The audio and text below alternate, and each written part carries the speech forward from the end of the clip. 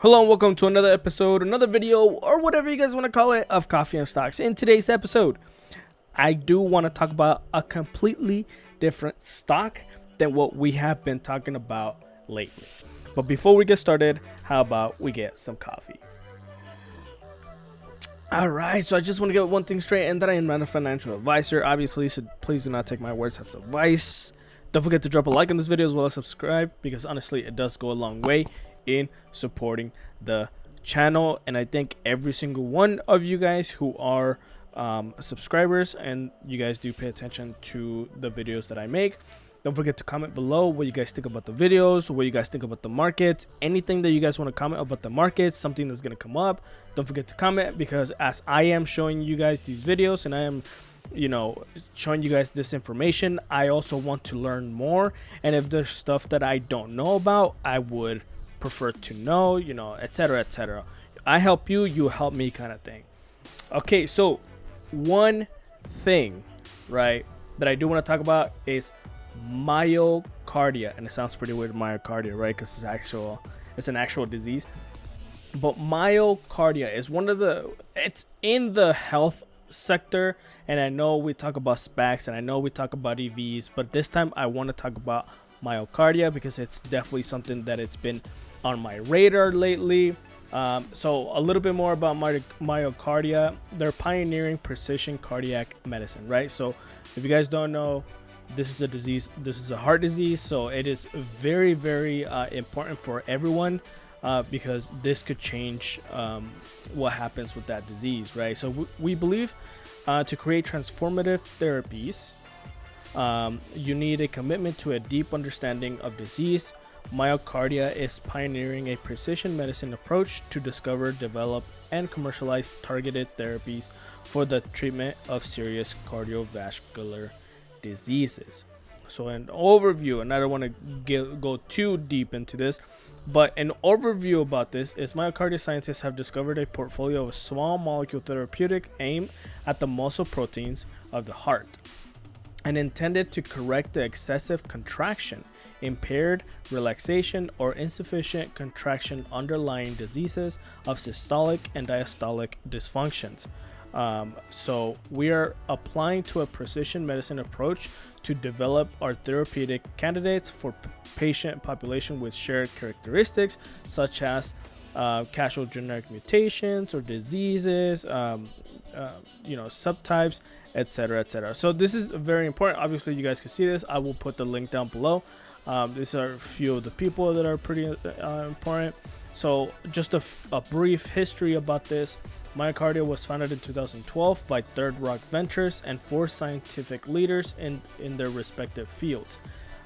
So Leslie Langwood, PhD at Biofrontiers Institute at the University of Colorado, Christine Seidman, so I don't want to read them all, so they're all right here. Together, they shared a vision that there were a lack of therapeutic innovation in treating cardiovascular disease, the number one cause of death globally, right? So this is super important. The number one cause of death globally, which is cardiovascular disease. Leveraging their diverse expertise in company formation, myosin motors, and heart muscle functions and genetics, Myokardia was formed to discover and develop novel therapeutics that could address the underlying biomechanical cause of disease for well-defined patient populations. Right. So 2012, they were founded. In just 1 year, they created not a vaccine but a treatment. Obviously, it takes so much time, but only 6 years later, they're almost in other phases of their trials, their therapeutics, as you could say. So there's a lot of things that they have created in such a small amount of time, right? So they do have a presentation right here, Myokardia, pioneering precision approach to cardiovascular medicine, right? So Myokardia today, in Q2 2020, positive phase 3 NDA submission planned for Q1 2021 for mavacamten in obstructive HCM. Platform strategy for aggressive value creation, starting with Myokardia and Danicaptive, right? Some weird names. Sorry. Growing body of data, fueling pipeline, new indications, and new discoveries. Global rights to entire portfolio. World-class team focused on our mission and vision. So, cardiovascular disease, the number one cause of death globally.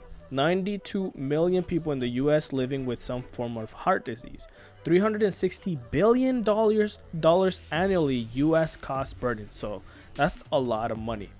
Yet a decreasing rate of therapeutic innovation. Less than 5% of products in development are for cardiovascular indications. Isn't that crazy? Less than 5% of all development of all products are not for cardiovascular indications, which is the number one cause of deaths globally, right? So 23% fewer FDA approvals for cardiovascular medicines compared to prior decade. 1 of 48 NMEs approved by FDA in 2019 was for a cardiovascular disease indication. So this gets you to see that they have been created more and more products, or trying to create more and more products, targeting towards this number one cause of death globally.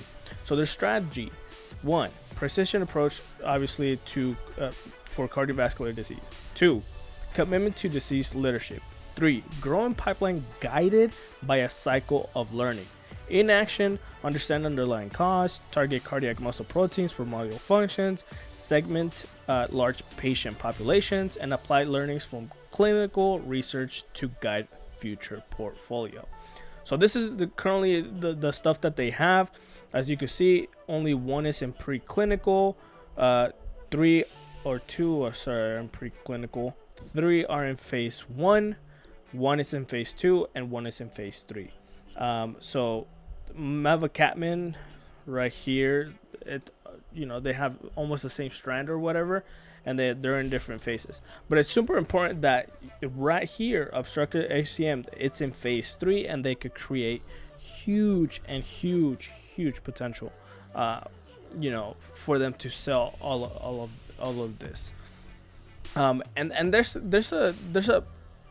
there's a reason why I want you guys to understand this, and this is a huge problem globally. And me personally, I wanted to be a cardiovascular doctor.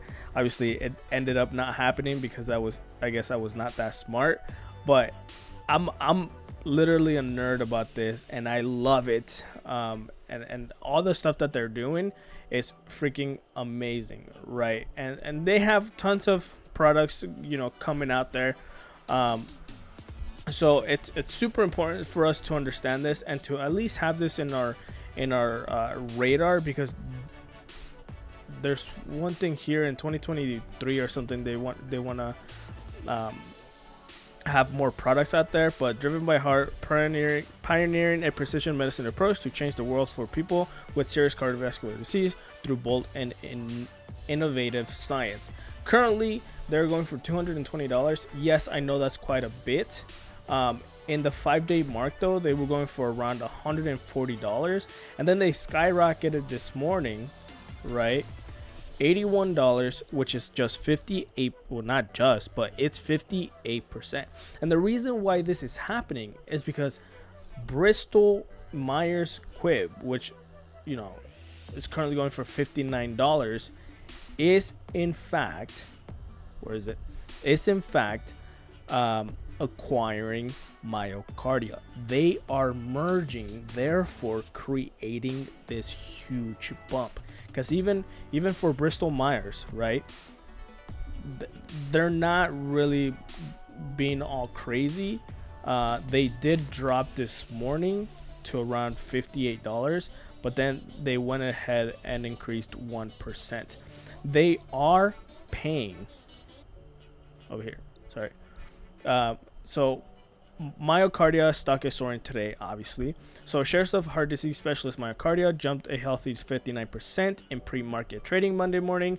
The biopharma's stock ripped higher in earlier morning action today in response to a $13.1 billion definitive merger agreement with Bristol Myers Squibb. Bristol Myers offer of $225 per share represents a 61% premium over where Myokardia share closed last Friday. The two companies said this all-cash merger transaction should close during the fourth quarter of 2020. Super important. We have Myokardia currently going for $220, and we know it was going for $139 before.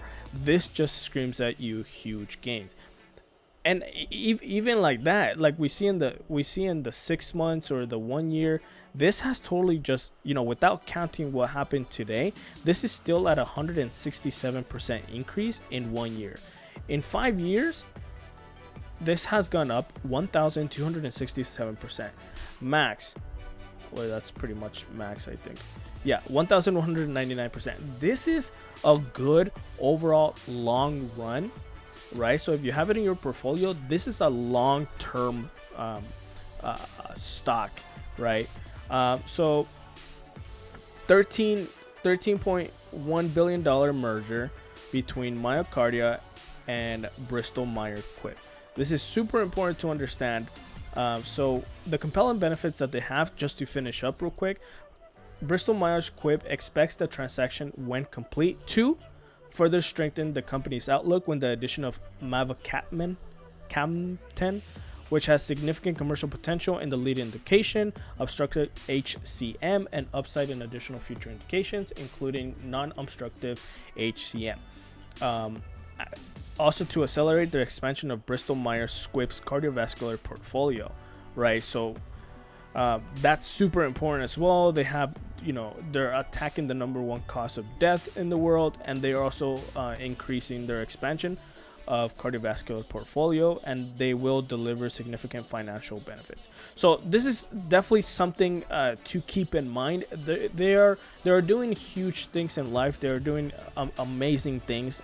As you can see, that they had quite a bit of products lined up, and in different stages, different phases, I guess, which target some kind of cardiovascular disease. So that was today's video. Hopefully you guys liked it. A little bit different than what we've been talking about lately, EVs and all that stuff, but it's good to have kind of a diverse portfolio. So this is super important to keep up, and you guys need to have this at least in your radar.